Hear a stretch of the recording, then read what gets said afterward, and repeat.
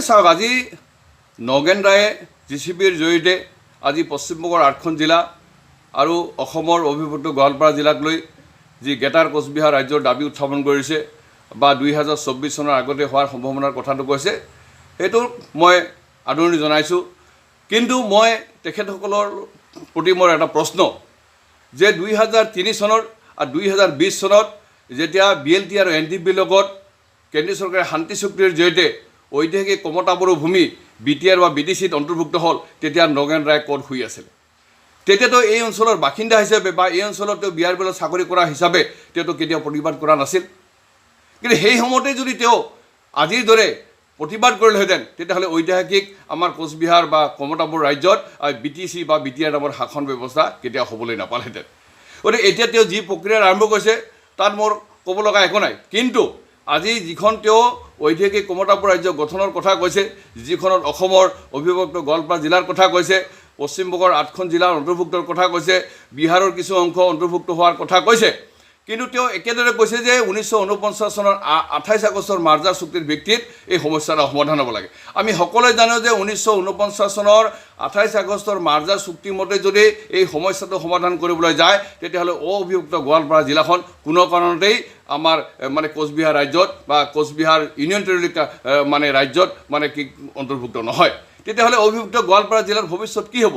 কোচৰাজবংশীসকলে দীৰ্ঘদিন ধৰি আজি কোচবিহাৰৰ 5খন জিলা আৰু অসমৰ প্ৰায় 11খন জিলাক লৈ আমি পৃথক কমতাপুৰ ৰাজ্যৰ দাবী উত্থাপন কৰি আহিছোঁ।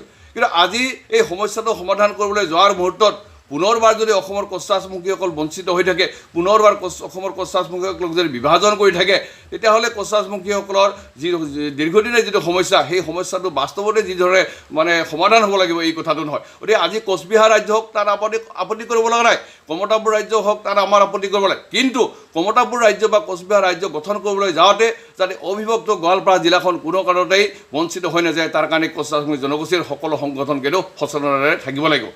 আৰু এই ক্ষেত্ৰত মই এটা কথা কৈছোঁ যে আজি অনন্ত মহাৰাজে আজি তেওঁৰ নিজস্ব সংগঠনৰ জৰিয়তে আজি পশ্চিমবংগ বা অসমত তেওঁ আজি বিভিন্ন ধৰণৰ সভা সমিতি কৰি ৰাজ্য গঠনৰ কথা কৈছে। কিন্তু দুখ লাগে আৰু পৰিতাপৰ বিষয় যে অসমৰ কোচৰাজবংশীসকলে দীৰ্ঘদিন ধৰি কমতাপুৰ ৰাজ্য আৰু অসমৰ কোচৰাজবংশী জনগোষ্ঠীৰ জনজাতিকৰণৰ দাবী উত্থাপন কৰি আহিছে।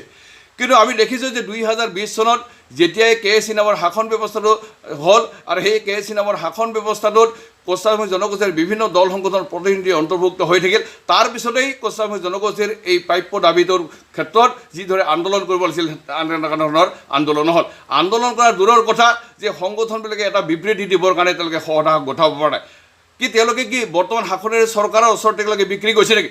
যদি শাসনৰ নিজৰ চৰকাৰৰ ওচৰত বিক্ৰী যোৱা নাই, তেতিয়াহ'লে কমতাপুৰ ৰাজ্য আৰু পৃথক কমতাপুৰ জনগোষ্ঠীৰ জনজাতিকৰণৰ দাবীত তেওঁলোকে ৰাজপথত ওলাই আহিব লাগে। কিন্তু আজি দেখা গ'ল যে তেওঁলোকে আন্দোলন নকৰি পেলাই তেওঁলোকে মূৰ পৰা লগাব পাৰিছে। তেওঁলোকৰ যেন উদ্দেশ্য আছিল KAC জনজাতিকৰণ বা কমতাপুৰ বিকল্প, এনেকুৱা ধৰণৰ এটা মনোভাৱ তেওঁলোকে পোষণ কৰিছে।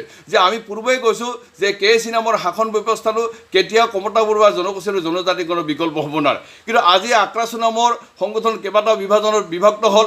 আজি অবিভক্ত গোৱালপাৰা জিলা নামৰ কোচৰাজবংশী ছাত্ৰ সংগঠন কৰিছে, সন্মিলনী নামৰ সংগঠনবিলাক আছে। কিন্তু আজি প্ৰত্যেকটা সংগঠনে আজি নেতৃত্ব লৈছে কিছু সংখ্যক ব্যক্তি। কিন্তু তেওঁলোকে নেতৃত্ব লোৱাৰ পিছত তেওঁলোকে সাংগঠনিক তৎপৰতাৰে কমতাপুৰ ৰাজ্যৰ দাবী আৰু অনুসূচিত জনজাতিকৰণৰ দাবী যিদৰে তেওঁলোকে আন্দোলন কৰিব লাগিছিল, সেই আন্দোলনৰ পৰা তেওঁলোকে বহু যোজন পিছুৱাই গৈছে।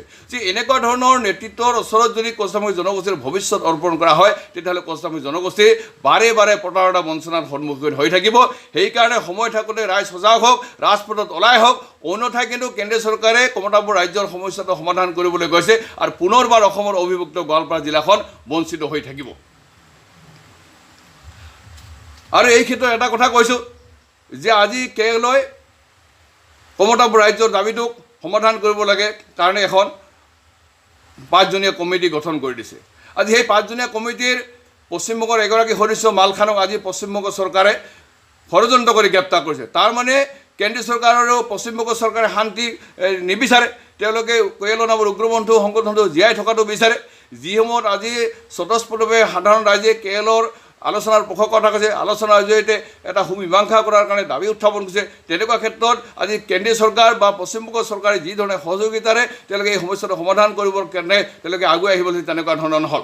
আমি পূৰ্বে কৈছোঁ যে আমি পশ্চিমবংগ বিভাজন কৰিব খোজে, বৰঞ্চ পশ্চিমবংগ চৰকাৰে আমাৰ ঐতিহাসিক কমতাবোৰৰ যিখিনি ভূমি তেওঁলোকে অধিগ্ৰহণ কৰি আছে, একেদৰে অসম চৰকাৰে যিখিনি অঞ্চল আজি তেওঁলোকে আজি শাসন কৰি আছে, সেইখিনি অঞ্চল শাসনৰ পৰা মুক্ত কৰি আমি পৃথক কমতাবোৰ ৰাজ্য দাবী দিওঁ।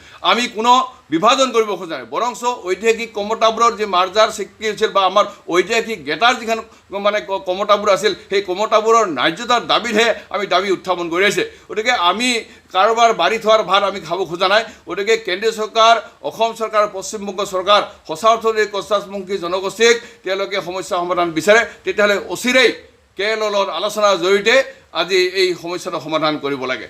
আৰু আমি দেখা পাইছোঁ যে পশ্চিমবংগ চৰকাৰ বিশেষকৈ মমতা দিদিয়ে আজি এই আলোচনাৰ প্ৰক্ৰিয়াটোক বিভিন্ন ষড়যন্ত্ৰ কৰি বাধা কৰিবৰ কাৰণে তেওঁলোকে চেষ্টা কৰিছে। মমতা দিদি উত্তৰবংগক শাসন কৰাৰ নৈতিক অধিকাৰ নাই, সেই অঞ্চলটোৰ কেতিয়াও অধিকৃত মানে নাছিলে। গতিকে সেইখিনি আমাৰ পৰা জোৰ জবস্তি চক্ৰান্ত কৰি তেওঁ আজি শাসন কৰি আছে। গতিকে মমতা বেনাৰ্জীয়ে পৃথক কমতাপুৰ ৰাজ্য বা কোচবিহাৰ ৰাজ্যৰ নামেৰে যিখন ৰাজ্য হ'বলৈ গৈছে, তাত তেওঁ বাধা দিয়াৰ কোনো নৈতিক অধিকাৰ নাই। আৰু তেওঁৰ সেই নৈতিক অধিকাৰ দিয়াৰ আগতে কছাৰী জনগোষ্ঠীৰ বীৰ চিলাৰায় নৰনাৰায়ণৰ তেওঁ অধ্যয়ন কৰক, তাৰপিছত তেওঁ স্পষ্ট কৰক যে সেই অঞ্চলটো আচলতে প্ৰকৃততে পশ্চিমবংগৰ লগত সাঙুৰি আছিল নে নাছিল। চাওক, এইটো এটা দুৰ্ভাগ্যজনক কথা। যি সময়ত কেন্দ্ৰীয় চৰকাৰে আজি কমতাপুৰ ৰাজ্যৰ দাবীটোক সমাধান কৰিবৰ কাৰণে এক যোগাত্মক দৃষ্টিভংগী গ্ৰহণ কৰিছে, তেনেকুৱা সময়ত কিন্তু অসমৰ সংগঠনবিলাক আজি নিশ্চুপ হৈ মূৰ পলকা মাৰি বহি আছে। এওঁলোকেই পূৰ্বে গলৰ হীৰা ফুৰাই ন কমতাপুৰ নৰেছ আছে স্তৰ ধৰা নাই, ধৰিলে ৰক্ষা নাই আদি বিভিন্ন শ্লোগানেৰে তেওঁলোকে গণতান্ত্ৰিক আন্দোলন কৰিছিল। কিন্তু 2020 চনত যেতিয়া KC নামৰ শাসন ব্যৱস্থাটো পালে আৰু সেই KC নামৰ শাসন ব্যৱস্থাটোত অসমৰ কেইবাটাও সংগঠনৰ বৰমূৰীয়াক তাত অন্তৰ্ভুক্ত কৰে আৰু তেওঁৰ পৰাই যেন আমাৰ কছাৰী জনগোষ্ঠীৰ যিটো কমতাপুৰ ৰাজ্যৰ দাবী, অনুসূচিত জনজাতিকৰণৰ দাবীৰ আন্দোলনটো স্ফীত হৈ গ'ল। আজি তেওঁলোকে কুক্ষিগত এটা শাসন ব্যৱস্থাত অন্তৰ্ভুক্ত হৈ তেওঁলোকে সংগঠনবিলাকৰ যিটো লক্ষ্য মূল উদ্দেশ্য সেইটোক তেওঁলোকে পাহৰি পেলাই ব্যক্তিগত স্বাৰ্থত আজি তেওঁলোকে ব্যস্ত হৈ থাকিল।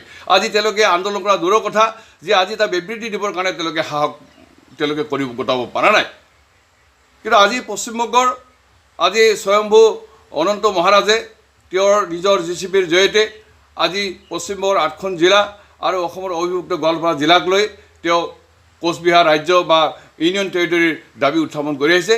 মই সাংগঠনিক মতভেদ থাকিলেও মই তেওঁক তেওঁৰ এই কাৰ্যক মই আদৰণি জনাইছোঁ। কিন্তু এটা কথা ঠিক, তেওঁলোকে যিটো মাৰ্জাৰ এগ্ৰিমেণ্টৰ কথা কৈছে, সেই মাৰ্জাৰ কোচবিহাৰ 1949 চনৰ 28 আগষ্টৰ মাৰ্জাৰ এগ্ৰিমেণ্টৰ ভিত্তিত যদি আজি কেন্দ্ৰীয় চৰকাৰে কমতাপুৰ ৰাজ্যৰ সমাধান কৰিবলৈ যায়, তেতিয়াহ'লে অবিভক্ত গোৱালপাৰা জিলা নিশ্চিতভাৱে ইয়াৰ পৰা বাদ পৰি যাব।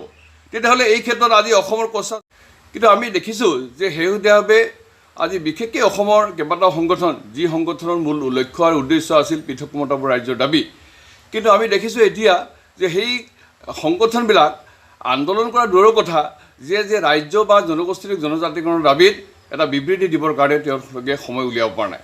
আজি KC নামৰ এটা শাসন ব্যৱস্থা হ'ল আৰু KC নামৰ শাসন ব্যৱস্থাক লৈ আজি KCত অন্তৰ্ভুক্ত বিষয়ববীয়া আৰু KCৰ অন্তৰ্ভুক্ত হোৱা যিসকল লোক আছিল, যিসকলে পূৰ্বতে বিভিন্ন সংগঠন আছিল, সেইসকল সংগঠনৰ আজি মূৰ ওলমা মাৰি বহি আছে। আজি পশ্চিমবংগৰ কেইবাটাও সংগঠনে গণতান্ত্ৰিকভাৱে অসম আৰু পশ্চিমবংগৰ সাঙুৰি পেলাই কোচবিহাৰ ৰাজ্যৰ দাবী উত্থাপন কৰিছে আৰু অসমৰ কছাৰীপন্থীসকল নিশ্চুপ হৈ বহিছেগৈ। যে আমি সকলোৱে জানো যে শুই থকা শিয়ালে হাত ধৰিব নোৱাৰে। আমাৰ দাবী যিমানেই যুক্তিযুক্ত নাথাকক কিয়, আমি যদি গণতান্ত্ৰিকভাৱে আন্দোলন কৰি কেন্দ্ৰীয় চৰকাৰৰ ওচৰত আমি হেঁচা প্ৰয়োগ নকৰোঁ, তেতিয়াহ'লে এই সমস্যাটো সমাধানৰ ক্ষেত্ৰত যেনেদৰে পলম হৈ আছিল, একেদৰে আকৌ পলম হোৱাৰ সম্ভাৱনাই আছে।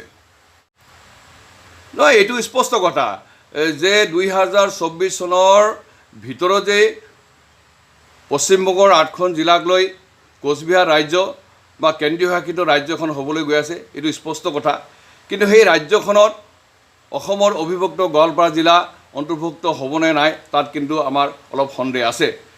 কেলৈ গঠন কৰি দিয়া শান্তি কমিটিৰ যিগৰাকী সদস্য হিচাপে সেই মত পোষণ মই কৰিছোঁ আৰু মই শংকিত হৈছোঁ যে অসমৰ অবিভক্ত গোৱালপাৰা জিলাখন পুনৰবাৰ বঞ্চিত হ'ব নেকি।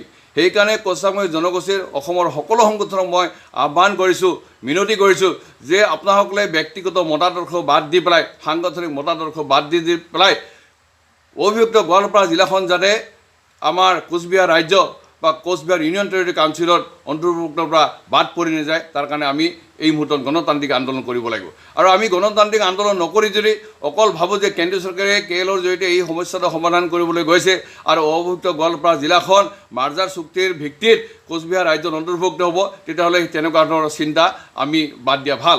মই স্পষ্ট কথা কৈছোঁ যে 2024 চনৰ ভিতৰত ইউনিয়ন টেৰিটৰিয়েল কাউন্সিল নতুবা কোচবিহাৰ ৰাজ্য হ'বলৈ গৈ আছে। গতিকে এই মুহূৰ্তত অভিযুক্ত গোৱালপাৰা জিলা যাতে কোচবিহাৰ ৰাজ্যত অন্তৰ্ভুক্ত নোহোৱাকৈ নাথাকে, বাদ পৰি নাযায়, তাৰ কাৰণে আমি সকলোৱে গণতান্ত্ৰিকভাৱে ৰাজপথত এই মুহূৰ্তত ওলাই আহি আমি জনমত গঠন কৰিব লাগে।